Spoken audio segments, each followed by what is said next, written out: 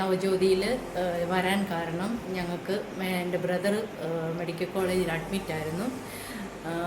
അഡ്മിറ്റായ സമയത്ത് ഞങ്ങളുടെ കൂട്ടത്തിലുണ്ടായിരുന്നവർക്ക് ഭക്ഷണം കിട്ടാതെയും അതുപോലെ തന്നെ ഓരോ കാര്യത്തിനും ഓടുന്നു. അവിടെ പേഷ്യൻസായി കിടക്കുന്നവർ ഒരുപാട് പേര് ബുദ്ധിമുട്ടുന്ന ആ സമയത്ത് ഒന്ന് ബാത്റൂമിൽ പോകാൻ മേലാത്ത അവസ്ഥയുണ്ടായി, ഭക്ഷണം കിട്ടാത്ത അവസ്ഥയുണ്ടായി, മരുന്നിനായിട്ട് ബുദ്ധിമുട്ടുന്ന അവസ്ഥയുണ്ടായി.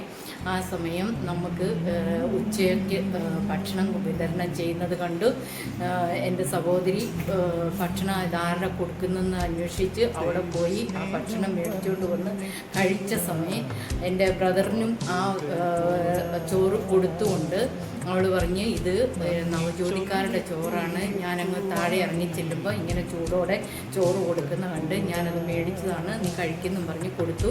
എന്നിട്ട് അതേപോലെ തന്നെ അവനോട് പറയുകയും ചെയ്തു, നീ സുഖം പ്രാപിച്ചു വരുമ്പോൾ ഇതേപോലെ തന്നെ നമുക്കൊരു നേരത്തെ ഭക്ഷണം അവർക്ക് കൊടുക്കണം എന്ന് പറഞ്ഞു.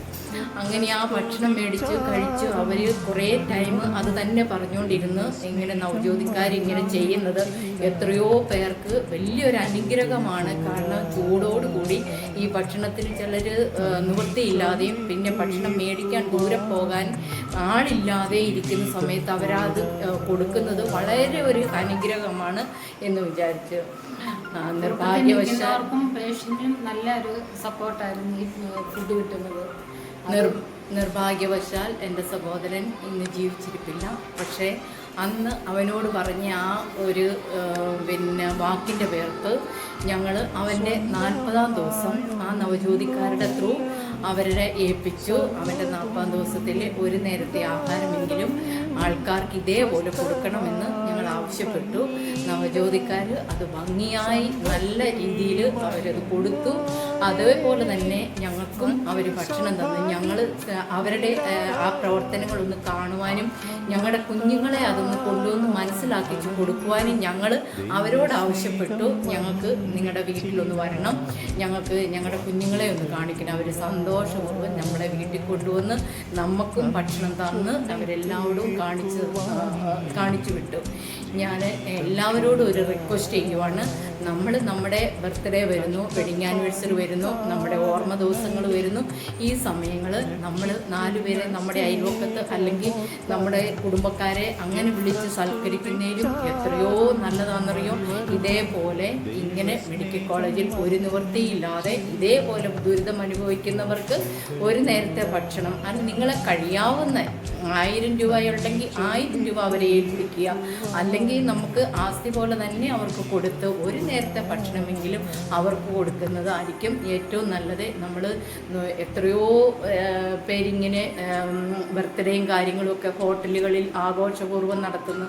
അതിലൊക്കെ എത്രയോ പുണ്യമാണ് ഇങ്ങനെ ചെയ്യുന്നതെന്ന് ഞാൻ സ്വയം മനസ്സിലാക്കി. അത് കാരണം എൻ്റെ ഓരോ പ്രവർത്തനത്തിലും ഇതേപോലെ ഞാനും പല അനാഥ മന്ദിരങ്ങളിലൊക്കെയാണ് കൊടുക്കുന്നത്. സത്യം പറഞ്ഞാൽ ഇതുവരുടെ സേവനം കണ്ടപ്പം ഞങ്ങൾ ശരിക്കും ഓർക്കുന്നു ഇതാണ് ഒരു പുണ്യമെന്ന്. അതുകൊണ്ട് ഞാനും നിങ്ങളോട് റിക്വസ്റ്റ് ചെയ്യുന്നു, കഴിയുന്നത്ര ഇതേപോലെ ഏതെങ്കിലും നിവൃത്തിയുള്ള രീതിയിൽ നിങ്ങൾക്ക് ചെയ്തെന്നാൽ അത് ദൈവം ഒരു വലിയൊരു അനുഗ്രഹമാക്കി തരും. അതേപോലെ തന്നെ അവർ ഞങ്ങളെ കാണിച്ചു. പിന്നെ മെഡിക്കൽ കോളേജിൽ ബുദ്ധിമുട്ടി കീമോയോ അങ്ങനെ എന്തെങ്കിലും രീതിയിൽ അവർക്ക് ചെയ്യാൻ വീട്ടിൽ പോയി വന്ന് ചെയ്യാൻ നിവൃത്തിയില്ല എന്നുണ്ടെങ്കിൽ അവരൊരു 10-20 ബെഡ് അറേഞ്ച് ചെയ്തിട്ടുണ്ട്. അവർ ഫ്രീ ആയിട്ട് അവരുടെ വീട്ടിൽ വന്ന് താമസിച്ച് മെഡിക്കൽ കോളേജിൽ പോയി ചികിത്സിക്കാനായിട്ട് സൗകര്യം അവർ ഒരുക്കിയിട്ടുണ്ട്. അതിനും നിങ്ങൾക്ക് താല്പര്യമുള്ളവരാരാണെന്നാൽ വന്ന് പിന്നെ അവരോട് കോണ്ടാക്ട് ചെയ്തെന്നാൽ അവർ അതിനുള്ള സൗകര്യം ഒരുക്കി തരുന്നതായിരിക്കും. നന്ദി ചൊല്ലി തീർക്കുവാൻ